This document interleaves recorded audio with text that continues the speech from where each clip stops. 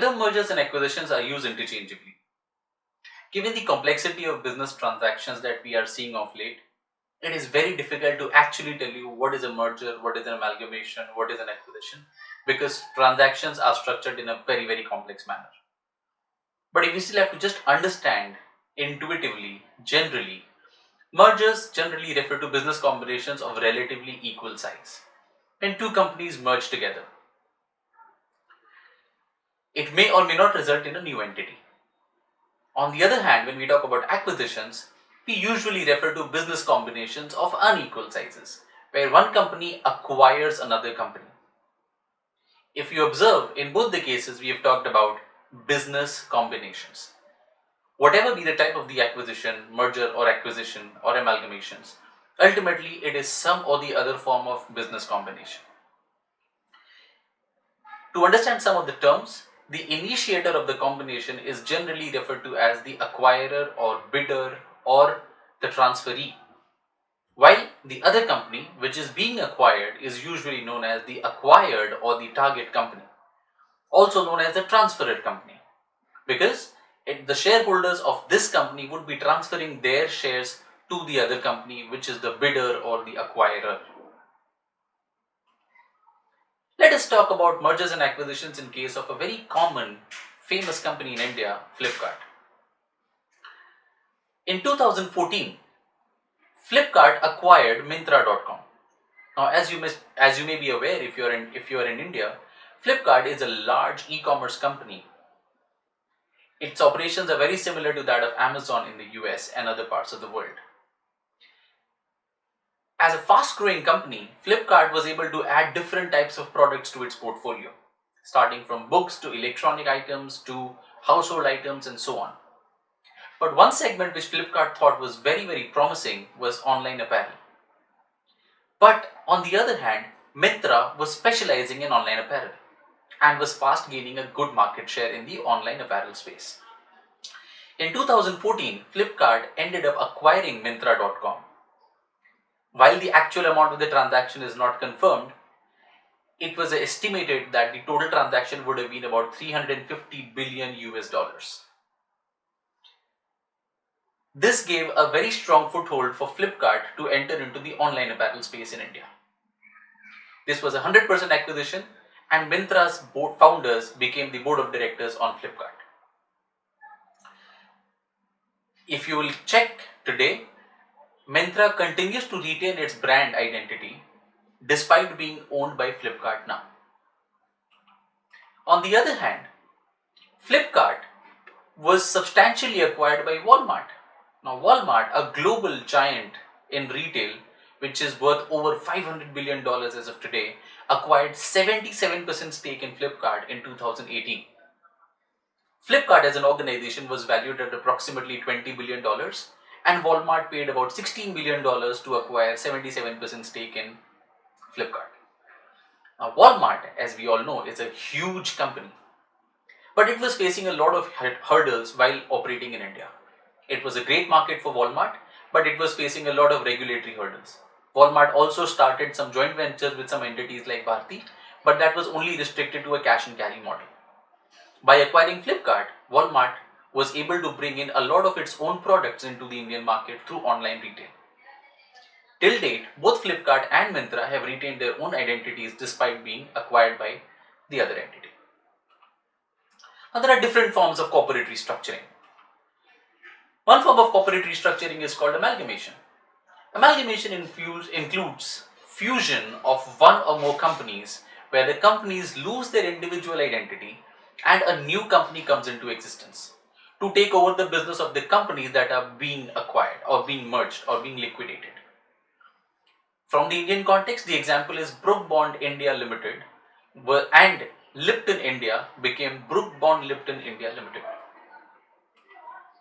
The other form of corporate restructuring is known as absorption, which involves fusion of a small company with a large company, where the smaller company ceases to exist after the merger. Again, it may be called an amalgamation, it may be called an absorption, it may be called a merger or an acquisition. The merger of Tata Oil Mills Limited, also known as TOMCO, with Hindustan Lever Limited currently operating as Hindustan Unilever Limited is an example of absorption. The other form of corporate restructuring could be a spin-off.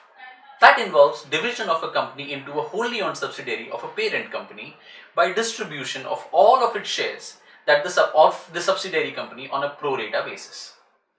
Both the companies, that is the holding as well as a subsidiary company, exist and carry on the business. Basically, a large company takes out or amputates one of its arms and operates it independently rather than being a part of its own business. The other form of corporate restructuring is leveraged buyout, a very, very specialized form of corporate restructuring where one company acquires the other company by using a lot of debt. In case of a leveraged buyout, the company which is acquiring the other company actually borrows funds from the market to fund the acquisition. Usually, the amount of borrowing is almost 50% or more that 50% of the cost of the acquisition. A very, very common example of leveraged buyout, a very famous example in the Indian context is Tata Steel when it acquired Corus, a large company from the UK, where Corus was much bigger than Tata Steel, and Tata Steel borrowed a huge amount of money to acquire Corus. Now let's talk about merger in more details.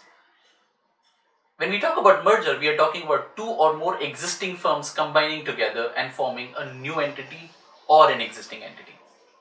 When we talk about merger, it can be in the form of absorption, as we discussed earlier, where it is a combination of two or more companies into an existing company. The transferor companies transfer their assets and liabilities to the transferee company. If you are working in the private company space in India, you would come across a lot of mergers in the form of absorption, where a lot of companies, subsidiary companies, can get merged together because the companies do not want to continue to spend a lot of money on compliances. So if there are a lot of subsidiary companies, the group company may want to merge some of them together so that they are not working as isolated companies anymore. They work together in the form of a merged entity. There can be consolidation, where it is a combination of two or more companies into a new company. So if it's an existing company, we call it an absorption, and if it's a new company, we call it a consolidation. Now, mergers can be again of multiple types, but there are two very common forms of merger. One is known as a horizontal merger. In case of a horizontal merger, companies are from the same industry and the resulting company will have a bigger market share. For example, when we spoke about Flipkart and Myntra, they were considered to be a type of a horizontal merger, where both Myntra and Flipkart operated in the same space, which was e-commerce. But by acquiring Myntra, Flipkart was able to get a much bigger market share when we define e-commerce as the market. But as I said, that the complexities of the business transactions is enormous, one could say that Myntra was operating in the apparel segment and Flipkart was not in the apparel segment, and therefore we cannot call it a horizontal merger. But there are other examples of horizontal merger which are easier to understand. For example, when Vodafone and Idea merged together, both of them were telecom companies and they were operating in the same industry, but they were in the same market. So by merging Vodafone with Idea, Vodafone Idea Limited ended up working with a much bigger number of users in the Indian market.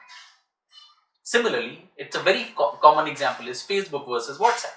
If we talk about online social networking, Facebook and WhatsApp operated together with a much bigger market share in the online space. Horizontal mergers are usually carried out when the companies want to have a much bigger market share, they want to reduce competition, or they want to leverage on bigger economies of scale. The other form of merger could be a vertical merger, where companies which are in different stages of the value chain but from the same industry. This can be a vertical merger could be a forward integration merger or a backward integration merger. So in case of vertical merger, typically the companies are working in the same industry but in different stages of value chain. For example, a company which works closer with the end customers acquires another company which provides raw materials to this company. This kind of a merger would be called as a vertical merger. So when we talk about forward integration, we are saying that a company which acquires another company so that it gets closer to the end customer. We call it a forward merger or a forward integration merger. On the other hand, if a company acquires another company which helps it provide better raw materials, then we call it a backward integration merger. A classic example is Walt Disney. When Walt Disney acquired Pixar Animation Studios for $7.4 billion in 2006, Pixar was an innovative animation company and had talented people. Walt Disney, on the other hand, was a mass media company and an entertainment company. By acquiring Pixar, Walt Disney was able to get a much better pool of talented people where it was able to get better content. In a sense, it was a form of a backward integration, vertical merger. Now let's talk about acquisitions. An acquisition refers to acquiring of ownership rights in the properties and assets without any combination of companies. One company may acquire the assets and liabilities of another company. And by acquiring the assets and liabilities of another company, I become the owner of that company. I do not have to merge that company with me.